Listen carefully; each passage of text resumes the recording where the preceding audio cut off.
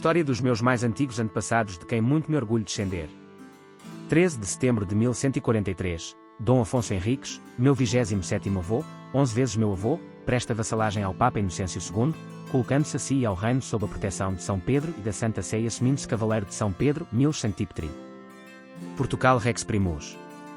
Dom Afonso Henriques, primeiro rei de Portugal, pode ter nascido em Guimarães, Coimbra ou Viseu, a 25 de julho de 1109, e morreu em Coimbra, a 6 de dezembro de 1185, era filho de Henrique da Borgonha, conde de Portugal e de Dona Teresa de Leão, condessa de Portugal.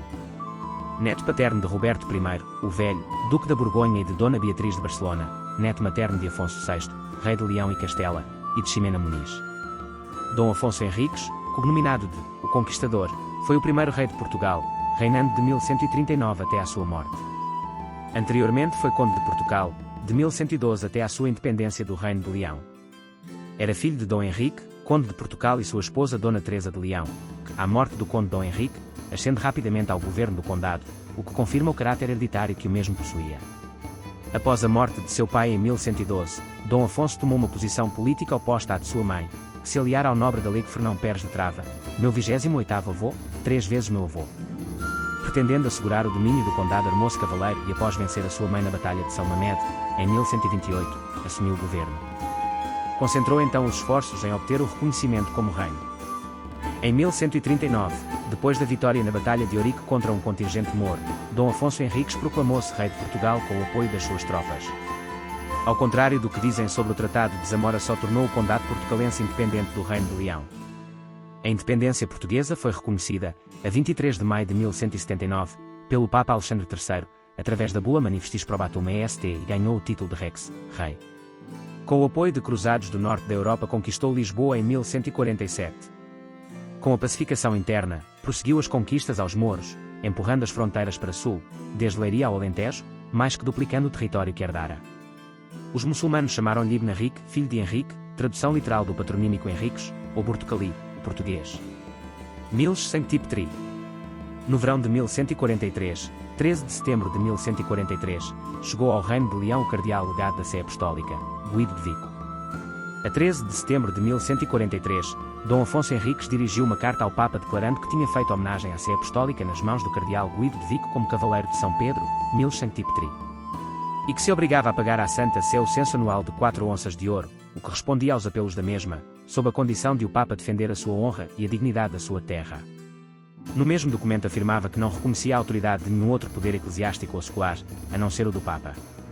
Bula Manifestis Probatum Est.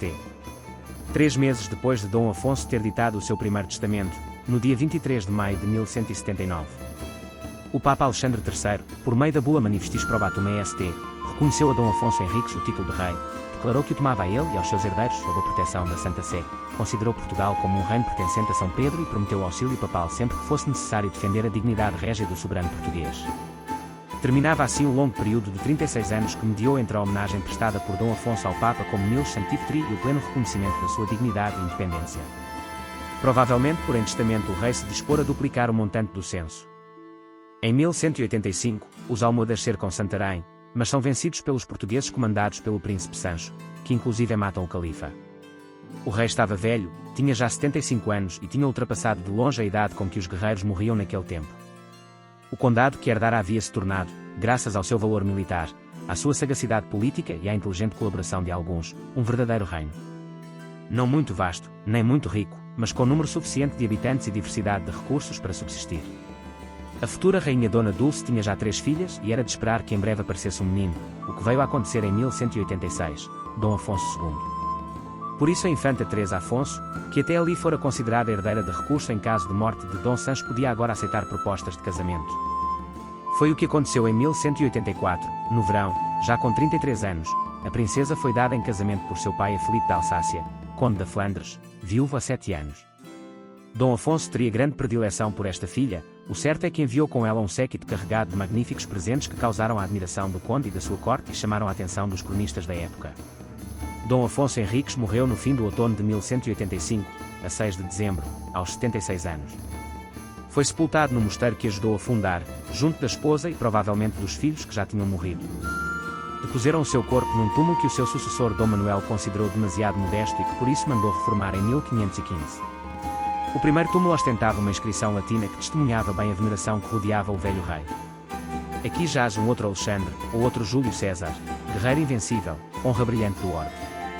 Doto na arte de governar, alcançou tempos seguros, alternando a sucessão da paz e das armas. Quanta religião de Cristo deve a este homem provam nos reinos conquistados para o culto da fé. Alimentado pela doçura da mesma fé, acumulou, além das honras do reino, riquezas para os pobres infelizes.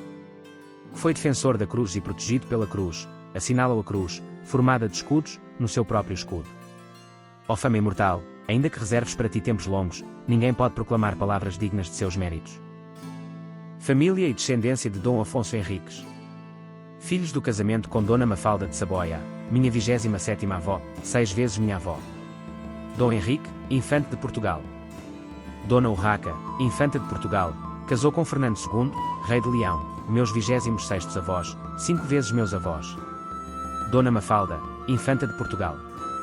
Dom Sancho I, rei de Portugal, meu 26º avô, 5 vezes meu avô, casou com Dona Dulce de Barcelona, infanta de Aragão e depois casou com Dona Maria Paz Ribeira, minha 26ª avó, 4 vezes minha avó. Dom João, infante de Portugal.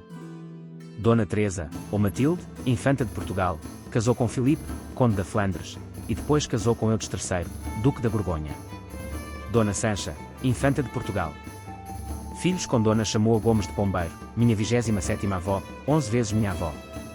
Dom Fernando Afonso de Portugal, meu 26º avô, 9 vezes meu avô, infante de Portugal, conde de Toledo, 12º grão-mestre da Ordem de São João de Jerusalém, hospitalários, Malta, alferes-mor do reino, teve filhos com Dona Urraca Gonçalves de Marnel, minha 26ª avó, 9 vezes minha avó. Dom Pedro Afonso, mestre da Ordem de Avis. Dom Afonso de Portugal. Filhos com Dona Elvira Gualter, minha 27ª avó, 5 vezes minha avó. Dona Teresa Afonso, minha 26ª avó, 5 vezes minha avó, casou com Dom Sancho Nunes de Barbosa, conde de Barbosa, meu 26º avô, 6 vezes meu avô. Dona Urraca Afonso, senhora de Aveiro, casou com Pedro Afonso Viegas.